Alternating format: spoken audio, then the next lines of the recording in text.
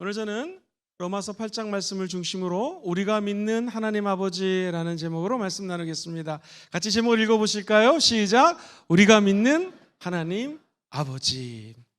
지난주에는 창조하신 하나님에 대해서 말씀을 나눴습니다.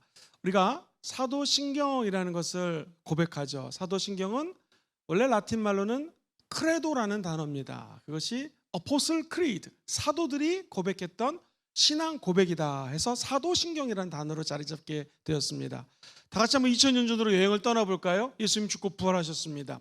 성령이 임하자 우리가 아는 것처럼 120명이 방언을 받았습니다. 성령 충만해졌습니다. 그리고 그때 그 무리들이 일어나서 복음을 증거하자 하루에 3000명이 예수를 믿었고, 남자만 3000명이니 아내가 한 명이면 6000명, 아내가 둘 이상이었거든요. 자녀가 많았습니다. 자녀를 둘만 쳐도 12000명이 하루에 구원을 받습니다.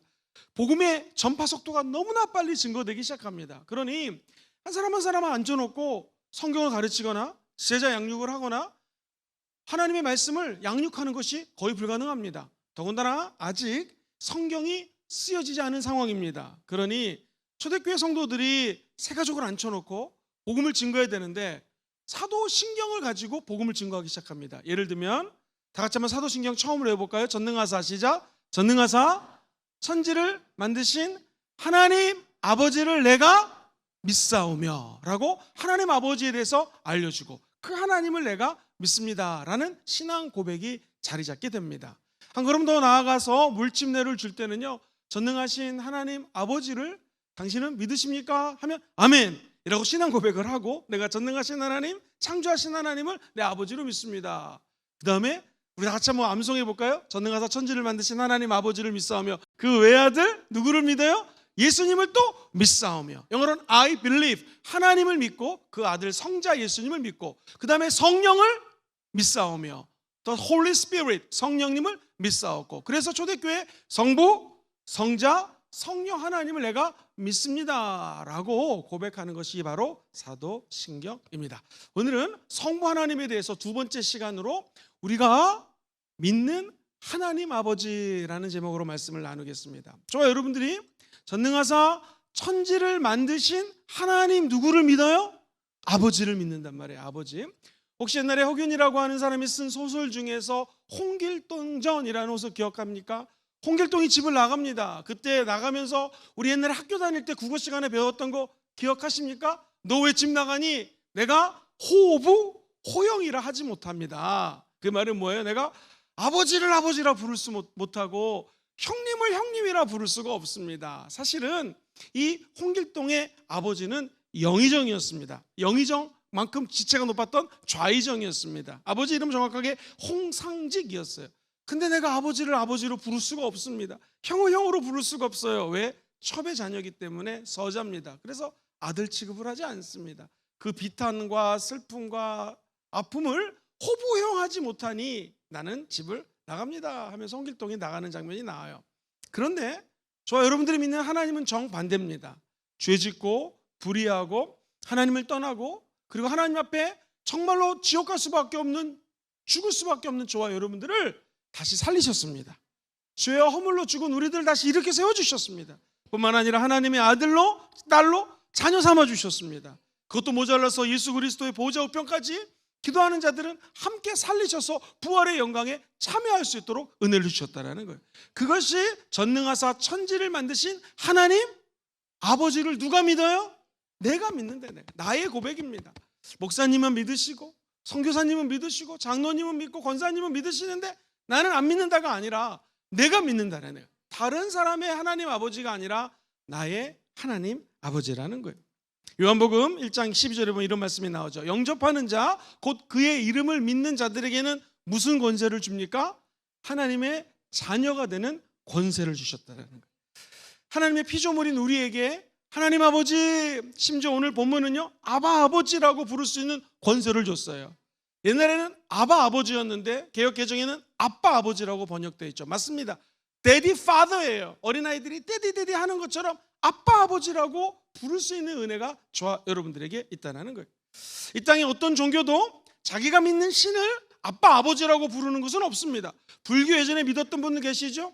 누가 불교를 믿으면서 부처님 아버님이라고 하는 사람이 있습니까? 없습니다. 알라신? 누가 알라에게 감히 하나님, 알라가 내 아버지입니다, 알라 아버지 이렇게 얘기하는 사람 없습니다. 오직 기독교만 우리가 믿는 하나님을 아버지라고 고백할 수가 있어요.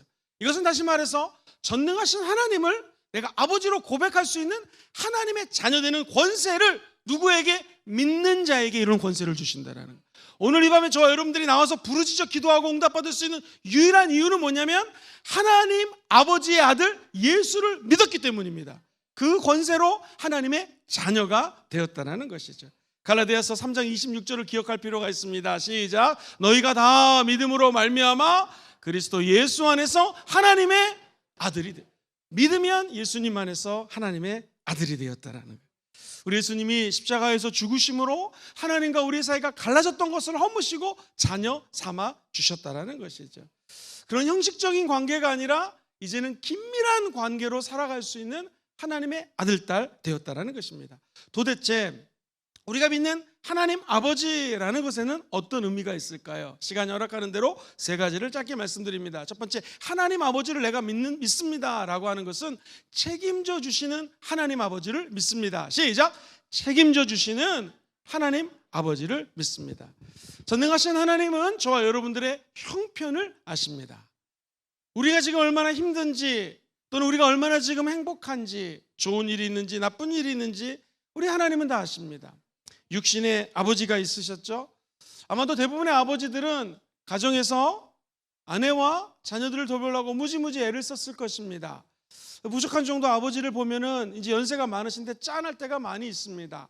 저희 친척 중에서 아주 굉장히 부자가 있었습니다. 그래서 그 부자에게 잠시 가가지고 우리가 어떤 조그만 집을 줘야 되니까 잠시 우리 아이들과 살 수 있습니까 했을 때 그 부자 친척이 매몰차게 거절을 합니다. 그때 아버지는 이 세상에서는 친척도 소용이 없구나, 정말 하나님 아버지밖에 믿을 게 없구나 하면서 정말로 본인은 라면, 국수 어렵게 살면서 자녀들이 공부한다면 대학 학비 같은 것들은 아낌없이 주셨던 그 육신의 아버지가 저는 떠오릅니다. 우리 여기 계신 분도 마찬가지일 것입니다. 대부분의 아버지는 자녀를 낳으면 어떻게 해서든지 우리 아이들을 책임지고 돌보아 주려고 애를 씁니다. 하물며 하나님께서는요, 육신의 아버지가 돌보지 못하는 것도 돌봐주시는 전능하신 하나님이시라는 것입니다. 마태복음 7장에 보면 21절에 이런 말이 나와요. 너희가 악한 자라도 좋은 곳으로 자식에게 줄 알거든 하물며 하늘에 계신 너희 아버지께서는 뭐하는 자에게 좋은 곳을 줘요? 구하는 자에게 좋은 곳을 주신다는 것. 저 똑같은 말씀을 누가복음에는요, 성령님이 우리 안에 들어오는 것은요, 악한 사람도, 깡패 같은 사람도 자녀에겐 좋은 걸 주는데 하물며 구하는 자에게는 가장 좋으신 분 성령을 선물로 주시지 않겠느냐 말씀하는 것이죠. 성령 하나님이 예수를 믿은 자들에게는 우리 안에 와서 내주에 계십니다. 그럼 성령님은 끝까지 저와 여러분들을 책임져 주시는 거예요. 돌봐주시는 것이죠. 썬데이 스쿨 타임즈라고 하는 잡지에서 나왔던 글이 기억이 납니다. 이 외국에서요, 나무 사과가 있었는데 사과나무에 아이가 한 4살짜리가 올라간 거예요. 열심히 놀고 재밌게 막 하는데 박수를 치고 아빠 엄마가 기뻐합니다. 근데 웬일입니까? 갑자기 나뭇가지가 꺾이기 시작하면서 애가 떨어지는 거예요. 사람들이 놀랍니다. 그때 아빠가요 다 비키라고 하고요, 그 아들 밑으로 다가갑니다. 그러면서 아들아, 아빠가 밑에 있으니까 염려하지 말고 떨어져라, 아빠가 받아줄 거다 했더니 애기가 하는 말이 이렇게 얘기를 했습니다. 아빠, 난 뭐든지 할 수 있어요, 아빠 믿습니다 하면서 애가 떨어졌는데 그 말을 듣는 순간에 아빠의 마음속에 이런 생각이 들더래요. 우리 아들이 나를 믿고 아빠가 밑에 있으니까 나 뭐든지 할 수 있어요, 떨어질 수 있어요, 아빠가 떨어지면 잡을 줄 믿습니다 하면서 떨어지는 아들의 고백을 들으면서 이렇게 아빠가 하나님 아버지께 고백합니다. 한번 들어보세요. 하나님 아버지, 그렇습니다.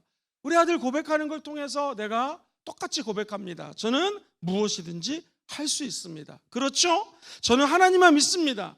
그리고 이 아버지는요, 그 다음부터 자기 아들이 고백했던 그 믿음 그대로 하나님 아버지께 고백하면서 내가 떨어져도 위기에 있어도 하나님 아버지가 잡아줄 것을 믿었다는 것입니다.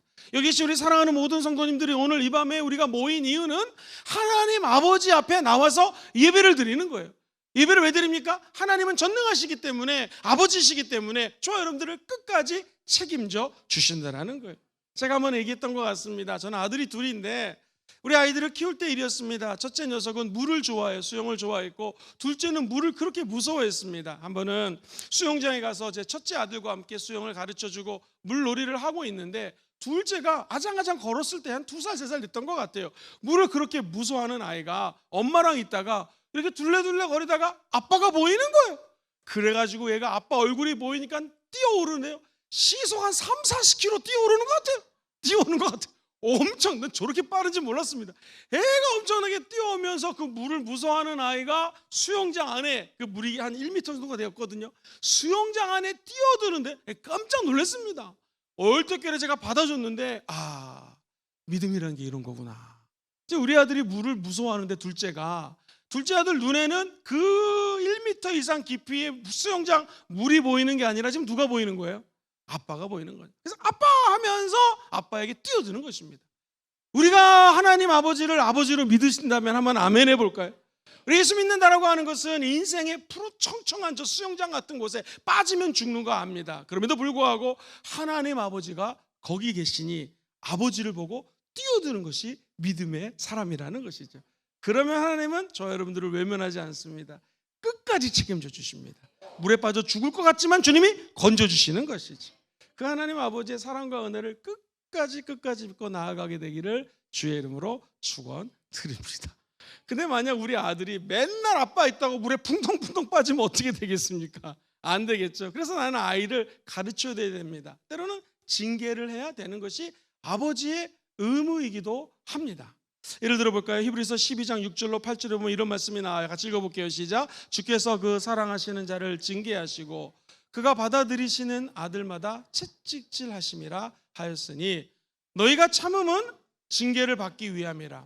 하나님이 아들과 같이 너희를 대우하시나니 어찌 아버지가 징계하지 않는 아들이 있으리요. 징계는 어떻게 돼요?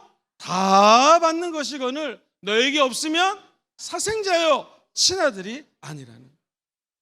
제가 학교 다닐 때 일입니다. 제 친구 아버지가 되게 부자였습니다. 근데 우리 때는 뭐가 유행이었냐면은 레코드판을 사는 게 유행이었거든요.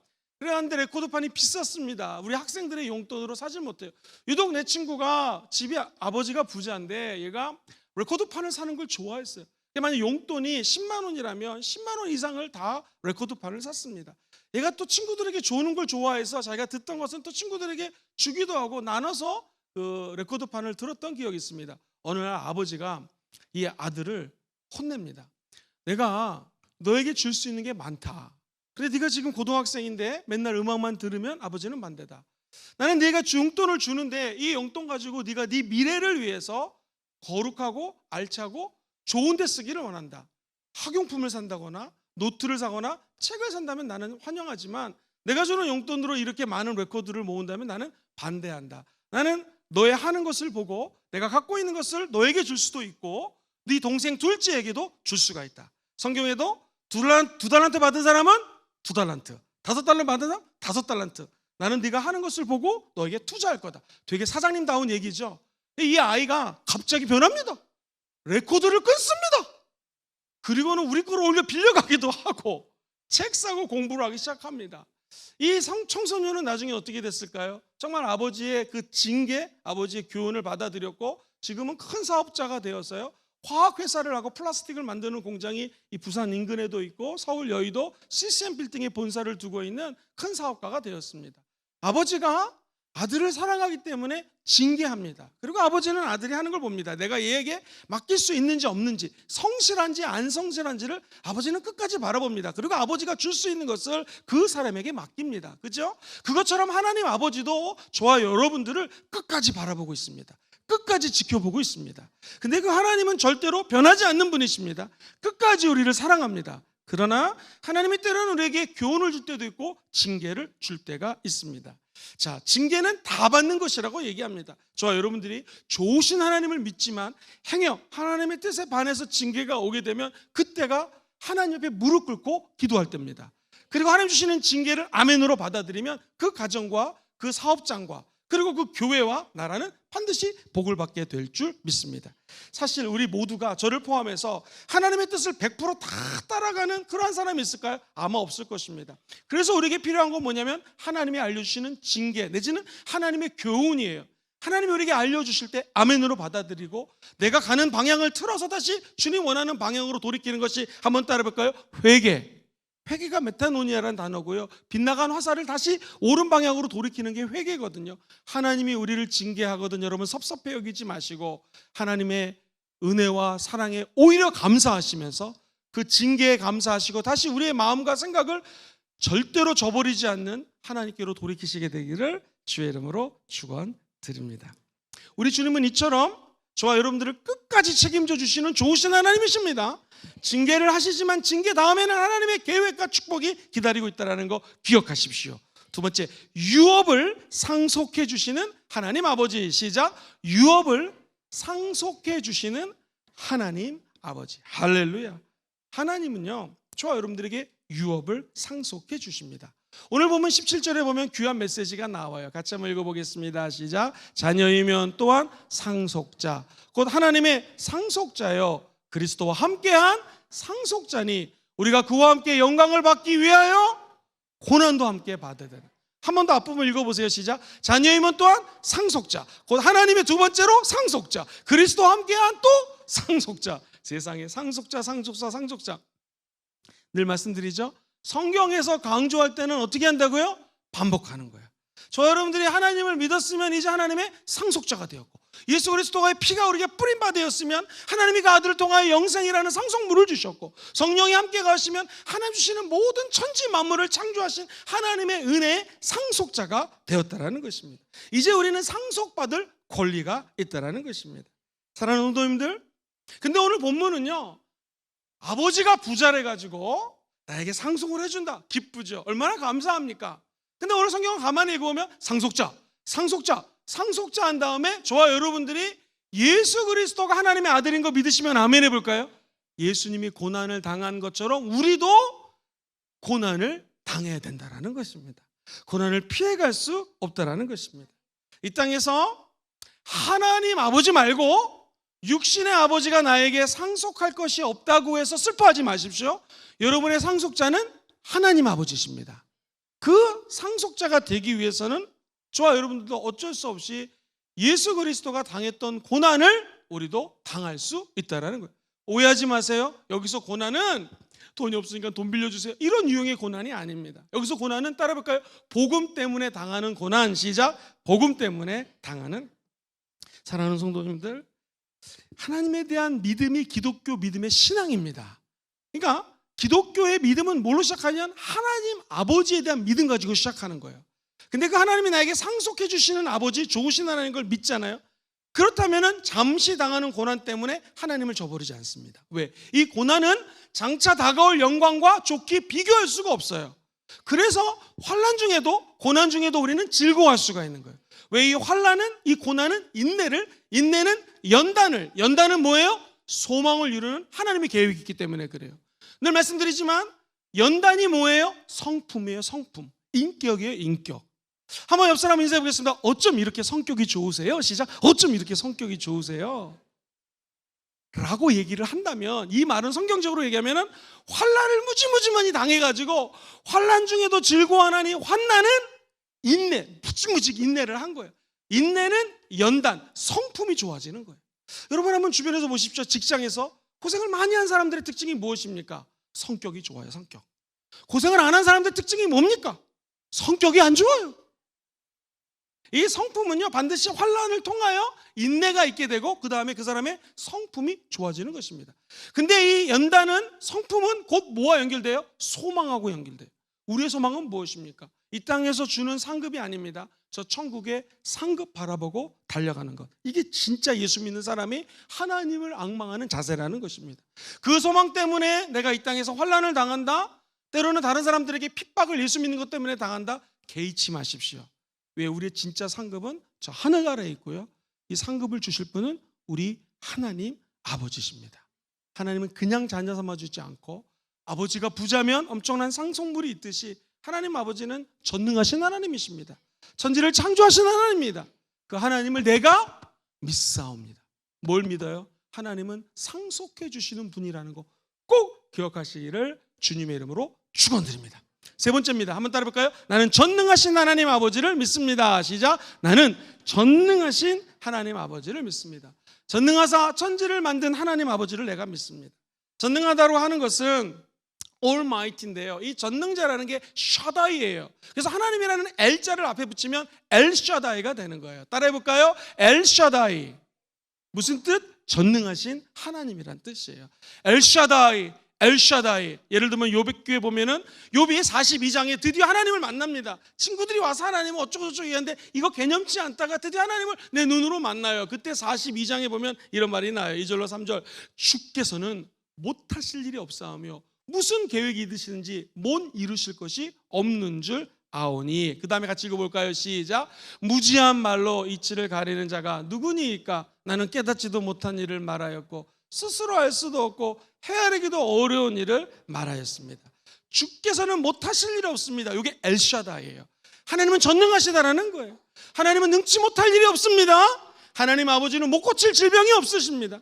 하나님은 못 고칠 뿐만 아니라 우리의 성품까지도 바꿔주시는 전능하신 하나님.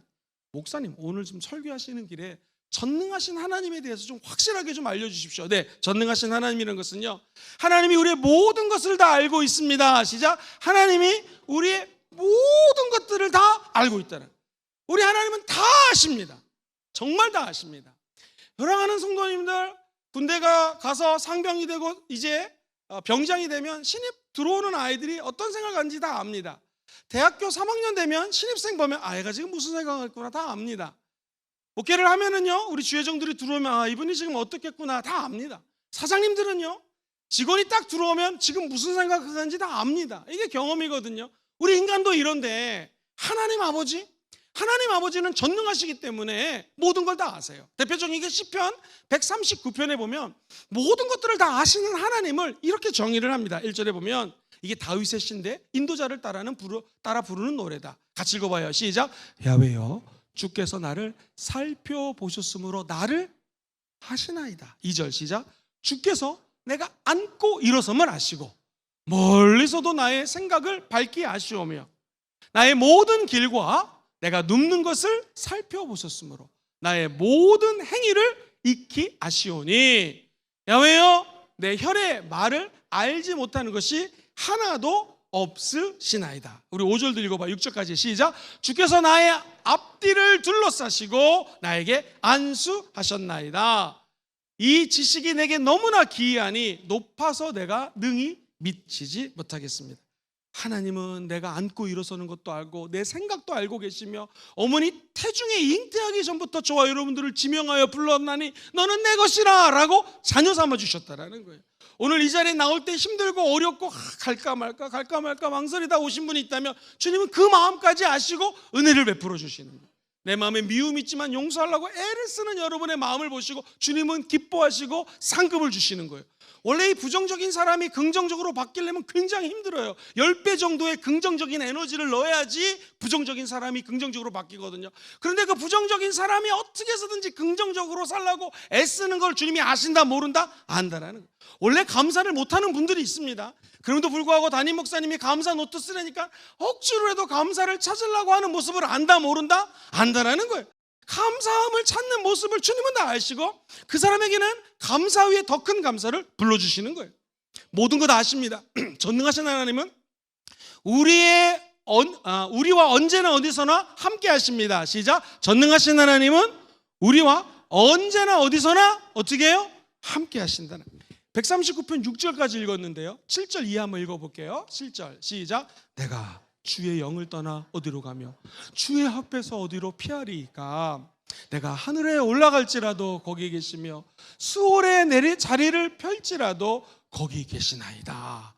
내가 새벽 날개를 치며 바다 끝에 가서 거주할지라도 거기서도 주의 손이 나를 인도하시며 주의 오른손이 나를 붙드시나이다.